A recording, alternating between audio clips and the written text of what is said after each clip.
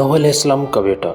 روایت ہے کہ حضرت نوح علیہ السلام اپنی قوم کی نافرمانی سے بہت عاجز تھے۔ انہوں نے اللہ تعالیٰ سے دعا کی کہ یا الہی اس نافرمان قوم پر اپنا عذاب نازل فرما۔ اللہ تعالیٰ نے آپ علیہ السلام کی یہ دعا قبول کی اور ارشاد فرمایا کہ میں بہت جلد زمین پر ایک زبردست عذاب نازل کرنے والا ہوں، تو اپنے اور اہل و عیال کے لیے ایک کشتی بنا لے۔ حضرت نوح علیہ السلام نے اللہ کے حکم کے مطابق ایک کشتی تیار کر لی۔ مقررہ وقت پر جب طوفانی سیلاب آیا تو حضرت نوح علیہ السلام نے اپنے نافرمان بیٹے کو بھی کشتی میں بیٹھنے کا کہا، اے بیٹا، اگر تو اپنی سلامتی چاہتا ہے تو ہمارے ساتھ کشتی میں آ جاؤ، ورنہ پانی میں ڈوب جاؤ گے۔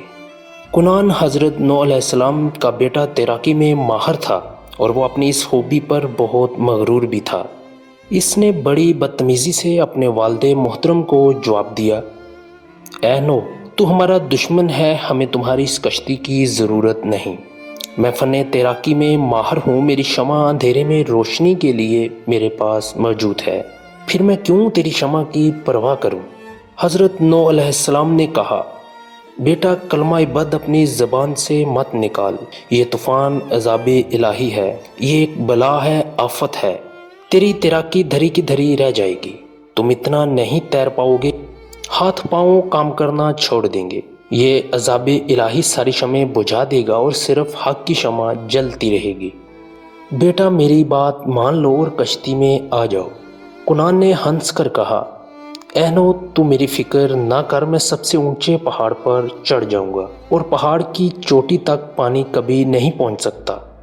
بیٹے کی بات سن کر حضرت نوح علیہ السلام چیخ اٹھے، اے بے خبر، ایسا مت کرنا، اس طوفان میں اونچے سے اونچا پہاڑ بھی مٹی کے ذرے کی طرح حقیر ہے، اور اللہ اپنے دوستوں کے علاوہ کسی کو بھی اس عظیم عذاب سے نہ بچائے گا۔ میری بات مانو، ضد اور غرور چھوڑو اور اس کشتی میں آ کر بیٹھ جاؤ، سلامت رہو گے۔ کنعان نے جواب دیا، اے نوح علیہ السلام، میں نے پہلے کبھی تیری نصیحت مانی تھی جو اب مانوں گا، تو مجھ سے اس بات کی امید کیوں کرتا ہے کہ میں تجھے سچا مانوں گا؟ یاد رکھ، میں دونوں جہانوں میں تجھ سے الگ ہوں۔ غرض کہ حضرت نوح علیہ السلام نے ہر طرح سے اپنے بیٹے کو عذاب الہی سے ڈرانے اور سمجھانے کی کوشش کی، مگر ناکام رہے۔ اس بدبخت نے بحث و تکرار جاری رکھی، یہاں تک کہ ایک بلند و بالا اور تیز و تند موج آئی اور کنعان کا سارا غرور اس میں بہہ گیا۔ بیٹے کا عبرت خیز منظر دیکھ کر آپ علیہ السلام کی آنکھوں میں آنسو آ گئے اور فرمایا، اے رحیم و کریم اور تمام جہانوں کے مالک، تو نے مجھ سے وعدہ کیا تھا کہ میرے اہل بیت اس طوفان سے محفوظ رہیں گے، پھر یہ کیا میرا بیٹا ہی؟ اللہ تعالیٰ نے جواب دیا، اے نوح علیہ السلام، جس سے ہم نے غرق کیا وہ ہرگز بھی تیرے اہل بیت میں سے نہ تھا۔ دیکھو، جب تیرے دانت میں کیڑا لگ جائے تب تو اس دانت کو اکھاڑ دے، بے شک وہ تیرے وجود کا حصہ ہے، لیکن جب وہ تکلیف دیتا تو اس سے بیزار ہو جاتا اور خود سوچتا کہ اس کا نکال ڈالنا ہی بہتر ہے، ورنہ باقی دانت بھی بیکار ہو جائیں گے۔ یہ سننا تھا کہ حضرت نوح علیہ السلام اللہ کی بارگاہ میں سجدہ ریز ہو گئے اور کہنے لگے، اے میرے پروردگار، میں پناہ مانگتا ہوں اور تیری ذات کے علاوہ ہر غیر سے بیزار ہوں، پس تو مجھے معاف کر دے۔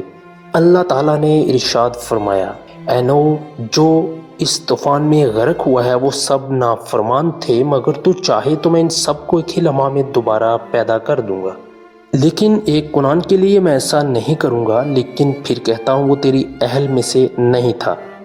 یہ ارشاد سنتے ہی حضرت نوح علیہ السلام نے عرض کیا، اے میرے پروردگار، میں ایسا نہیں چاہتا، میں تو تیرے ہر کام میں راضی ہوں، اگر تجھے منظور ہو تو مجھے بھی اس عذاب میں غرق کر دے، میں راضی ہوں، اگر تو مجھے ہلاک کر دے گا تو وہ موت بھی میرے لیے زندگی ہی کی طرح ہوگی، میں تیری ذات کے علاوہ کسی اور پر نظر نہ رکھوں گا۔ درس حیات، جو اللہ تعالیٰ کے علاوہ کسی اور پر نظر رکھتا ہے وہ ذلیل و خوار ہو کر کفر میں مبتلا ہوتا ہے۔